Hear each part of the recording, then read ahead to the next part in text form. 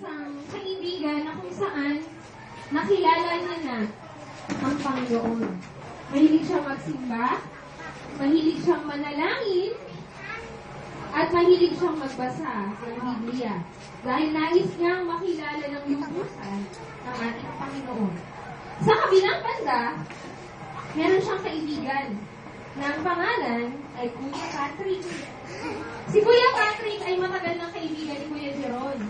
Subalit, isa sa problema niya ay hindi niya ito mayakap na magsimba. Ayaw niya. Pa-text-text lang siya. Pag-alagala, pasayaw-sayaw, pasayaw-sayaw, pasayaw-sayaw. Yan. Pa-text-text. Yan. Yun lang yung ginagawa niya. Kaya ang palaging pinapanalangin ni Kuya Jeron ay maisama niya ito na makapagsimba. Kaya isang araw, dumating ang araw ng linggo. Pumunta siya sa bahay ni Kuya Patrick upang yayain ito na magsimba.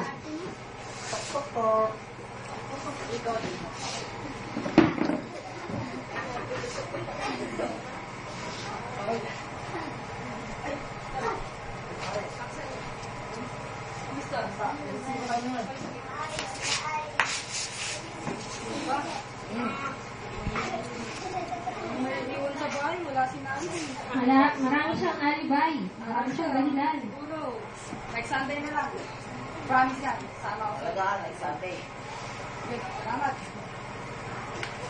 Kaya't malungkot na umalis ng bahay si Kuya Jeron. Habang siya ay dahan-dahang naglalakad patungo sa simbahan. Paluhod. Paluhod na lumalakad papunta sa simbahan. Kaya, kinalingguhan na naman. Siya ay masayang-masaya na napunta sa bahay ni Kuya Patrick. Siya ay umaawit, siya ay tumatalon at sumasayaw papuntang bahay ni Kuya.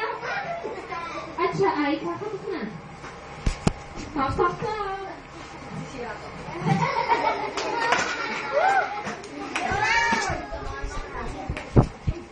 Sila ay nagyakapan.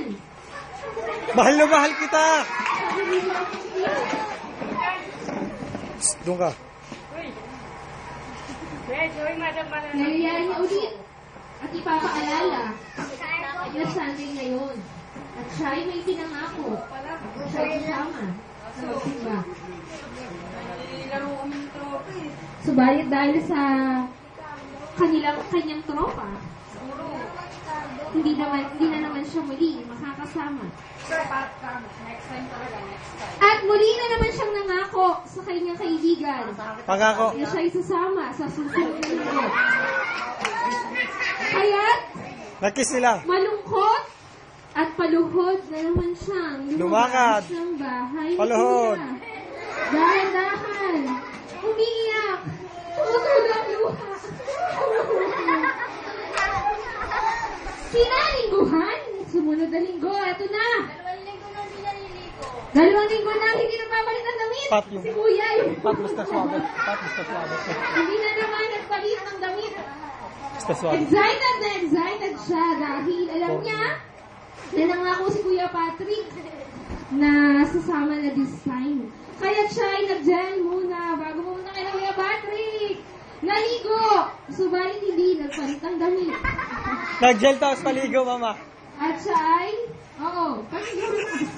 at siya ay excited na naglalakad, na sumasayaw at umaawit sa Panginoon papunta sa bahay ni Kuya Patrick. Siya ngayon ay kakatok na. Masisira yan. Hindi na natuto. Oo. Mr. Suave. Sana. Kung simba na talaga tayo, sabi mo sa akin. Promise ka. Nagka-amnesia na naman si Kuya Patrick. Yan, di kilala kung sino nasa harapan Ako yung niya. kaibigan mo. Ay, ano? Wala pa natin. Wala ka talaga. Nagdahilan na naman siya. Hindi ako makakasama ngayon. Ano naman? Nilakad ko ng tropa. Nagsasabi ko. Wow, Shopee! Ikaw bigyan ako ng ano, pasalubong. Hindi na lang ng pasalubong. Lagi sumama sa kanya. Ayan. Sagal nila siguro, naman ako nila. Sabakan na yung Doon, sa Bali. Sa Bali. Ang sa bandang Tagaytay. Wow, si siya, Tagaytay. Ay, Bali. Tagaytay, hindi lang. Baguio ba yun? Sa rehearsal yan yung Baguio, yung ngayon Tagaytay. Siguro, parang nung mga kami wala na dito. Tama na to. Tagaytay sa Bali.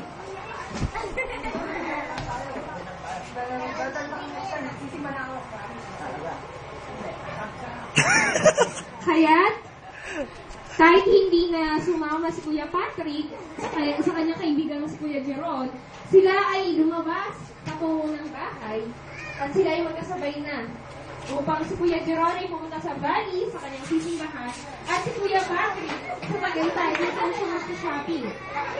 Na hindi inaasahang Nadapa? pangyayari, may biglang malaki at malakas at mabilis sa sasakyan na sumalbong patungo sa kanila at sila ay namatay. Namatay pareho. Ay, patay lang ako tinatawanan. At sila ay parehong namatay, nasawi ang kanilang buhay. Punta ka po. Nasirang Jeron at Patrick na sila ngayon. Okay, iluhin ko pa ang katahimikan ng bawat isa. Sa isang lugar, kung saan sila bigla, nakita nila na sila ay magkasama. Ayun, nakita. Radio battery. Yung battery. At sa may kabilang banda, meron silang nakitang pintuan. Na kung saan doon sila kapag... Hindi, ito. Nakita nila na maraming pila doon. Nandito, eto. Maraming pila doon at may hinihing ticket. Ang alis. Ang mataba. Sasakyan. Kaya't bumaba sila sa kanilang bulsa. Kapa. Meron ba akong ticket dito? Meron siyang kanyo, kaso hindi yung ticket, hindi yun ang kailangan. Subalit, si Kuya Jeron, meron siyang nakapang ticket. Papel na kulay green. Ayan. Ayos to. Meron na akong ticket. Makakapasok na ako. Ngunit, ang kanyang kaibigan si Kuya Patrick. Ano kaya gagawin niya? Wala siyang ticket. Patrick. Mga, di ba, sabi ko, mag-iulog tayo. Nakapos akong kaibigan tayo. Hello. Tol, sabi mo, magkaibigan tayo, di ba? Di ba magkaibigan, hindi nag-iwanan? Kung meron ka, meron din ako. Kung wala ko, wala ka. Di ba? Hindi. Mahal kita. Hoy! Wag! Digit mo para kayo makapunta. Hindi ang ticket. Kapit.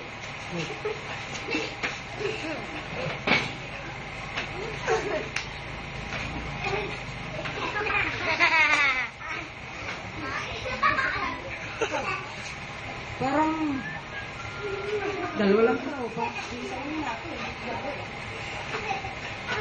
Parang lugi naman ako sa'yo. Sabi mo, magkaibigan tayo, tapos ito ang ibibigay mo sa akin. Dahil talagang kapag kitang kaibigan, yung araw, bibigyan pa rin kita na ticket mo.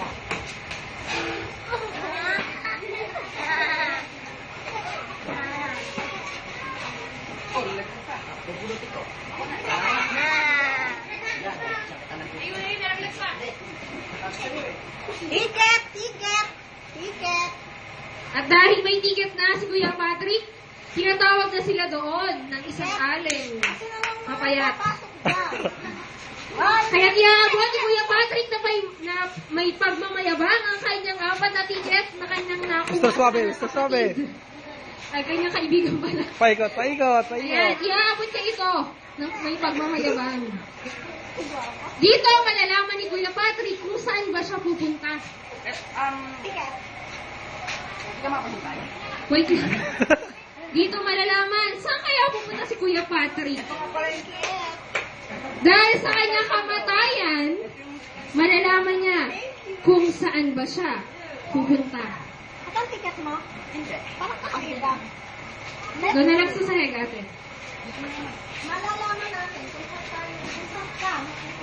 O, tingnan niyo kung saan pupunta si Kuya Patrick. May mga lang dyan. Teka lang. Ano po? Uy, ako yung susunod. Kasama ka ba doon? Siya yung ano, sa... Hindi kami, yung director namin. Ayan na. Iyon ang nilalaman ng ticket. May letter H. Ayan. Bigsa. Ito. May letter.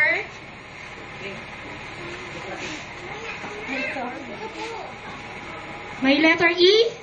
Nasa na? Oh, halika dito, halika dito. May tayong ticket. At may letter L. At may isa pang L. Anong basa doon? L-E-L-L. Sa hell pupunta si Kuya Patrick. Dahil hindi siya nagsisimba, dahil inuuna niya yung paglalaro ng basketball, inuuna niya yung kanyang kabarkada, inuuna niya yung sarili niya at yung kanyang mga kagustuhan, at palagi siyang nagsisinungaling at nagbibigay ng dahilan sa kanyang kaibigan upang di makapagsimba. Saan pupunta? Sa hell. Tingnan natin kung saan pupunta si Kuya Jeron. Bye-bye! Have a nice trip, Kuya Patrick. Mama! Kuya Jeron, pasok. Next. Ang iyong ticket. Nakalagay pa sa Biblia. Sigurado ka naman dito. Malalaman natin saan siya pupunta.